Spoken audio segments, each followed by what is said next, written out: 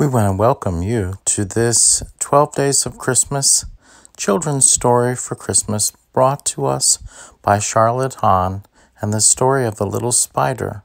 We hope that you enjoy it as well as the carols for the season.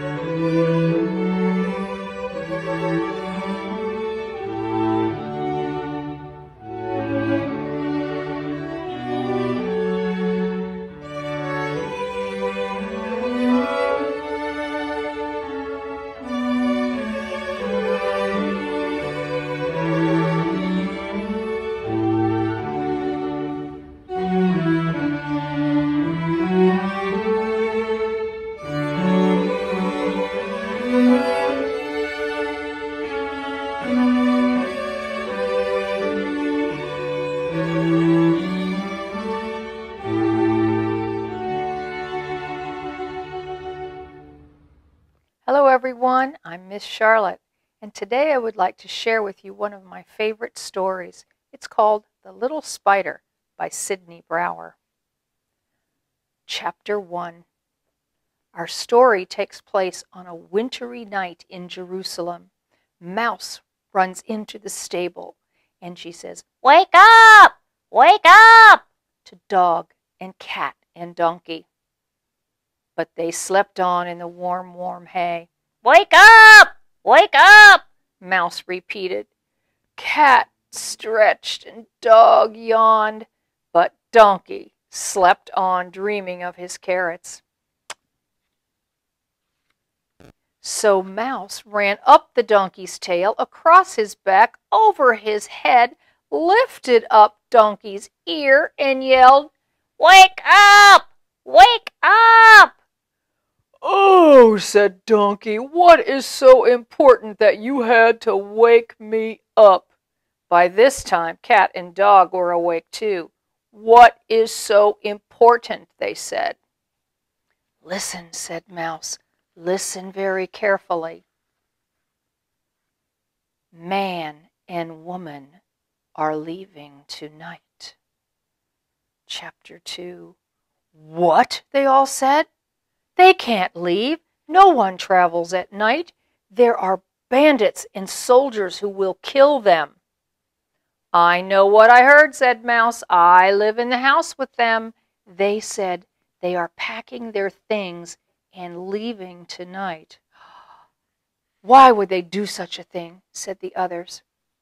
"I heard man tell woman that an angel came to him in a dream and said that Herod was going to kill the child if they didn't leave." "Well, I will go with him," said Donkey. "I will carry all of their things." "I will go with them too," said Cat. "I can look out and I can scratch the soldiers if they try to help and hurt the baby." "I can go," said Dog. "I can run and see the soldiers, and I can chase them, and I can bite them with my powerful teeth." "We will all go." "I will go too," said Mouse. "I don't know what I'll do, but I'm sure I can do something." From up in the corner, they heard a very small voice, and the small voice said, "Please, can I come too?" They looked up and saw a little spider. Oh, how they laughed. "You? What can you do?" said Dog and Cat and Donkey and Mouse. "You are just a spider." Spider went back into the dark and was thinking, what could she do? She loved the child and she would do anything to help. That was chapter 3. Chapter 4. Soon afterwards, man and woman and child appeared in the stable and began to load all of their things on the donkey's back. The others began to get ready too, and as they got ready, without anyone knowing, the little spider climbed up the donkey's back leg, across her mane, and hid in her soft, soft mane behind her ears. The others got ready, and as they got ready, Mouse stopped at the door. The others went out the door and looked back and said, "Mouse, come on, we're leaving." You know what?" said Mouse. "I am just such a little mouse. I'm not sure what I could do to help the child, and I think maybe I'd be better if I just stayed here." "Well, I am going," said Donkey. "I am going too," said Cat. "And I am going too," said Dog. "We love the child." And a tiny little voice from the donkey's mane said, "I will go too." And so they went on in the night. And so it was that man and woman and child left their home in Bethlehem and traveled through the night. Dog and Cat looked out for the soldiers, and Donkey carried their things. As the night grew on, they knew that the soldiers must be near. But Cat loved the night. She loved the journey. She sniffed the air. She had always lived in a barn and didn't know there were so many wonderful smells out there. "Maybe I should just go explore things," she thought. "I mean, I'm only a cat. What can I do to help anyway?" So she bid Dog and Donkey goodbye and went off to explore the world.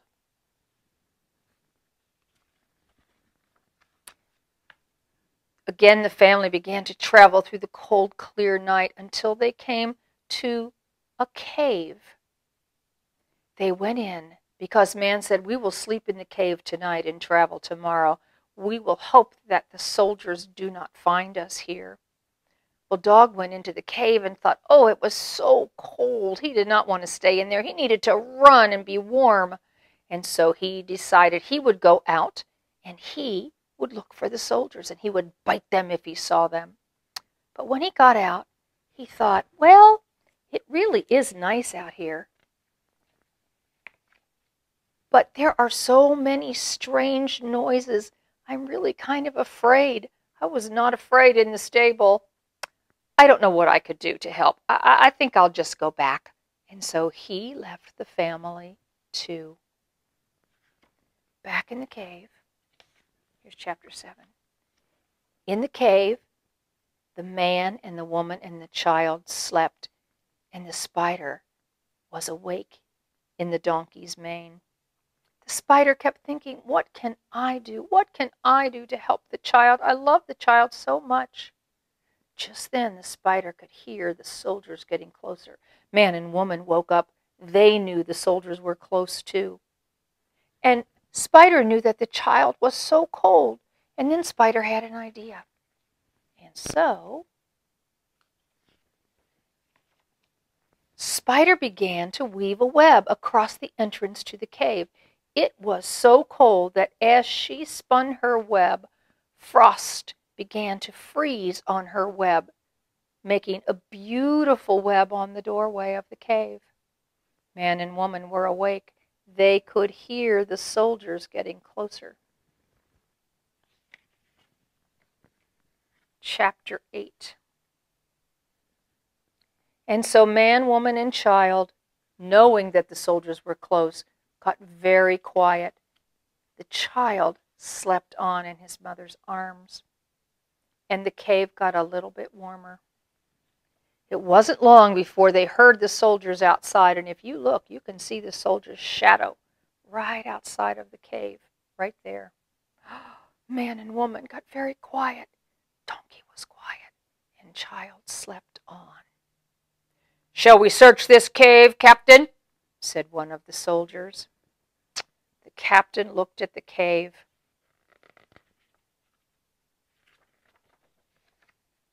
Chapter 9.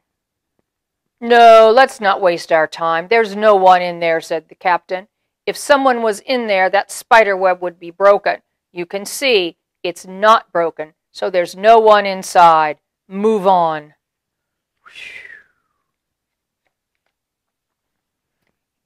Mary and Joseph, the man and woman, let out a big sigh of relief, and the baby slept on, and little Spider knew she had done something important for the child she loved. Now, this story is from an ancient legend, but like all legends, there is something to be remembered, something wise from the legend.